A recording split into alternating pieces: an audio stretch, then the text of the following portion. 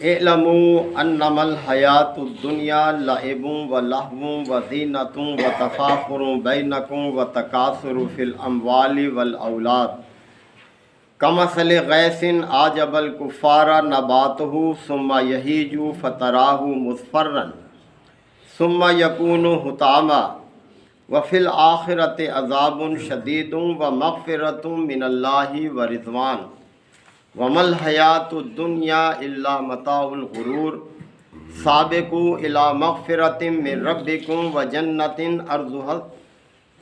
ارضها کارض السماء والارض اعدت للذین آمنوا باللہ ورسلہ ذلک فضل اللہ یؤتیہ من یشاء واللہ ذو الفضل العظیم صدق اللہ مولانا العظیم۔ سورہ الحدید کے یہ تیسرے رکوع کی ابتدائی آیات ہیں۔ جیسا کہ آپ کو معلوم ہے کہ یہ سورہ مبارکہ نبی کریم صلی اللہ علیہ وسلم کے مدنی دور سے تعلق رکھتی ہے، اور پانچواں سال تھا کہ جب یہ سورہ مبارکہ نازل ہوئی۔ تو ہجرت کے بعد کا جو 10 سالہ دور ہے نبی کریم صلی اللہ علیہ وسلم کا، یہ مسلسل برسر پیکار رہنے کا دور ہے، یعنی میدان جہاد کا دور ہے، جس کے لیے بہت ایثار کی، قربانی کی، مالی امداد کی ضرورت تھی۔ تو بعض اہل ایمان اس میں کچھ سستی دکھا رہے تھے، تو اللہ تعالیٰ نے تاکید فرمائی انہیں کہ کون ہے جو اللہ کو قرض دے، قرض حسنہ، اور اللہ تعالیٰ اس کو بڑھا چڑھا کر واپس لوٹائے، اور اس کے ہاں بہت بہترین اجر ہے اس کے لیے، اجر کریم کا لفظ استعمال کیا۔ اب اسی حوالے سے دنیا کی حیثیت کو اللہ تعالیٰ نے وعدے کیا ہے۔ دنیا دنو سے ہے، دنو کا مطلب ہوتا ہے قریب۔ یہ دور چونکہ ہمارا قریب کا دور ہے، اسی لیے اس کو دنیا کہا جاتا ہے، اور بعد والی چیز کو عربی میں آخر کہتے ہیں، تو اس کے بعد جو دور آئے گا وہ آخرت ہے۔ تو اس دنیا کی حیثیت کو اللہ تعالیٰ نے وعدے کیا ہے کہ اس کو سامنے رکھو، اور اسے سامنے رکھ کر زندگی بسر کرو، اور آخرت اس کو سامنے رکھو، اس کے مطابق اس کی تیاری کرو۔ دنیا تو ایک مختصر سا دور ہے، جبکہ آخرت کبھی نہ ختم ہونے والا دور ہے۔ دنیا کی زیب و زینت، تکالیف، دکھ درد، یہ سب عارضی ہیں، جبکہ آخرت کی نعمتیں بھی ہمیشہ کی، اور وہاں کی جو تکلیف ہے وہ بھی ابدی ہیں۔ لہذا تمہیں دنیا پر آخرت کو ترجیح دینی چاہیے۔ تو فرمایا کہ اعلموا، جان لو، اچھی طرح سے جان لو، یعنی یہ کوئی معمولی بات نہیں ہے، حقیقت ہے یہ۔ انما الحیات الدنیا لعب و لہو، کہ یہ دنیا کی زندگی کچھ نہیں ہے بلکہ ایک کھیل تماشا ہے۔ جیسے کہ سورہ اللہ تعالیٰ نے فرمایا وہاں پر کہف میں کہ انا جعلنا ما علی الارض زینۃ لہا، کہ اس زمین پر جو کچھ ہے ہم نے اس کو اس کی زینت بنایا ہے۔ لنبلوکم ایکم احسن عملا، صرف اس لیے کہ ہم تمہاری آزمائش کریں کہ کون اچھا عمل کرتا ہے۔ وَإِنَّا لَجَاعِلُونَ مَا عَلَيْهَا صَعِيدًا جُرُزًا، اور ایک دن ہم اس کچھ جو اس زمین پر ہے اسے چٹیل میدان بنا دینے والے ہیں۔ لہٰذا اس کی بے ثباتی کو سامنے رکھ کر زندگی بسر کرو، اور جو ہمیشہ کی زندگی ہے اس کے لیے تیاری کرو۔ تو فرمایا جان لو یہ دنیا کی زندگی کچھ نہیں ہے، کیا ہے؟ لعب و لہو، کھیل تماشا ہے، وزینۃ، اور زینت ہے، خوشنما چیزیں ہیں اس کے اوپر، وتفاخر بینکم، اور آپس میں ایک دوسرے پر فخر جتانے کا سامان ہے۔ مختلف چیزیں ہیں جن پر انسان فخر کرتا ہے۔ وتکاثر فی الاموال والاولاد، اور مال اور اولاد میں کثرت حاصل کرنے کا ایک مقام ہے، ایک جگہ ہے یہ۔ اور پھر ایک مثال سے اللہ نے وعدے کیا، کمثل، اس کی مثال ایسے ہی ہے اس دنیا کی، کیسی؟ غیثن، جیسے کہ بارش، بارش برسے ایک چٹیل جگہ پر، عجب الکفار نباتہ، اور کافر کو اس کی کھیتی خوش کر دے۔ یہاں کافر کا لفظ کسان کے لیے استعمال کیا ہے۔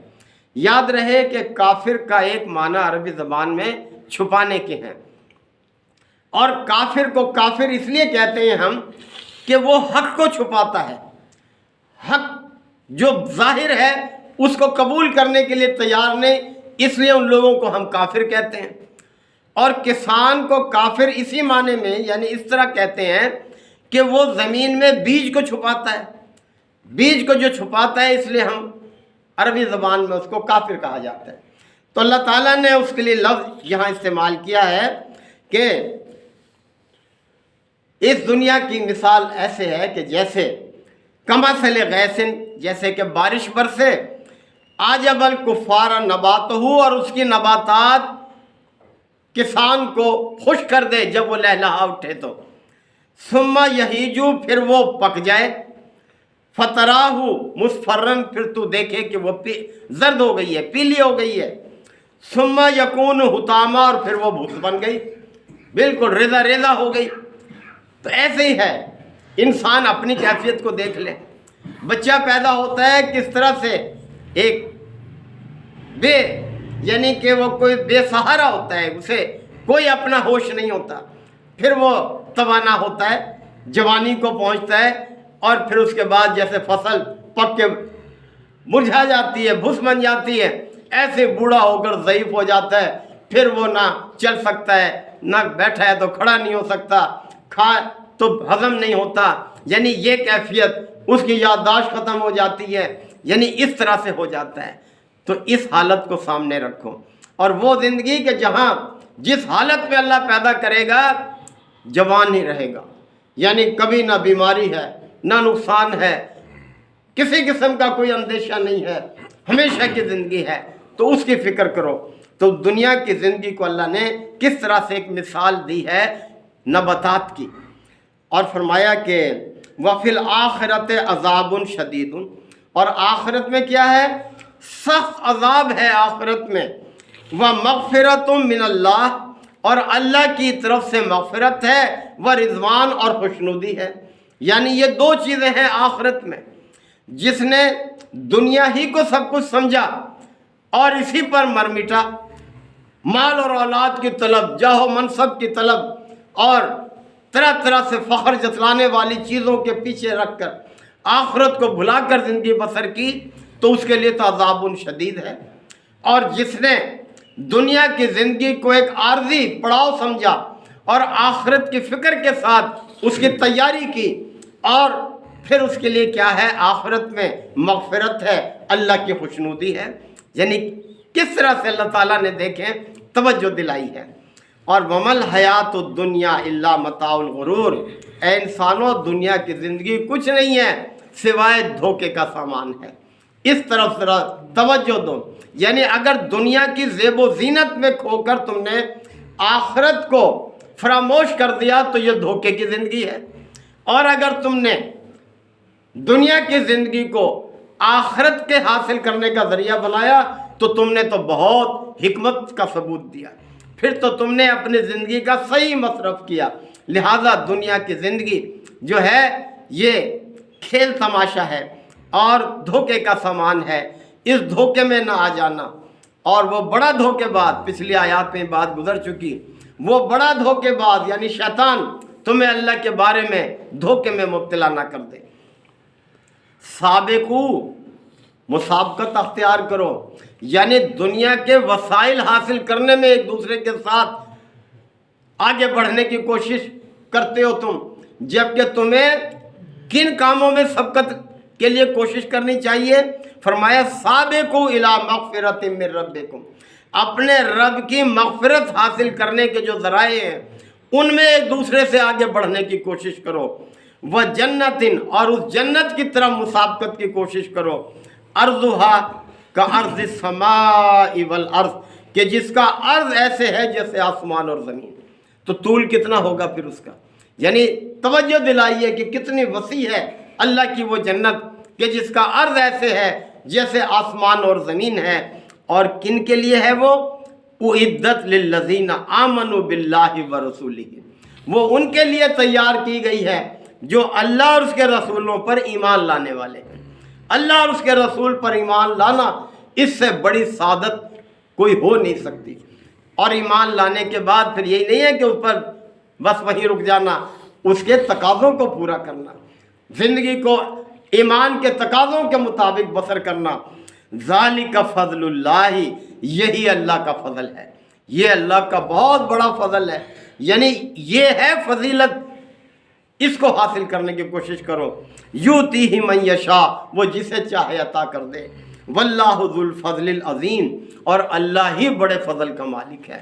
یعنی سب فضل اسی کے اختیار میں ہے، اور جو اس کے فضل کی طرف بڑھے گا اللہ اسی کو فضیلت دے گا. یہ بات بھی پیش نظر رہے کہ جیسے فرمایا نا والذین جاہدوا فینا لنہدینہم سبلنا، جو لوگ ہمارے راستے کی طرف کوشش کریں گے، اس طرف چلنے کے لیے آئیں گے، اس طرف بڑھیں گے، ہم ضرور انہیں اپنے راستے کی ہدایت دیں گے. اللہ نے وعدہ کیا ہے اس چیز کا. اللہ تعالی ہم سب کو اسی راستے کو اپنانے کی اور اس پر چلنے کی توفیق عطا فرمائے. وآخر دعوانا ان الحمدللہ رب العالمین. الحمدللہ وکفا وسلام علی عبادہ الذین اصطفیٰ. ربنا آتنا فی الدنیا حسنہ وفی الآخرۃ حسنہ وقنا عذاب النار وادخلنا الجنۃ مع الابرار. یا عزیز یا غفار یا رب العالمین. اللہم انک عفو کریم تحب العفو فاعف عنا.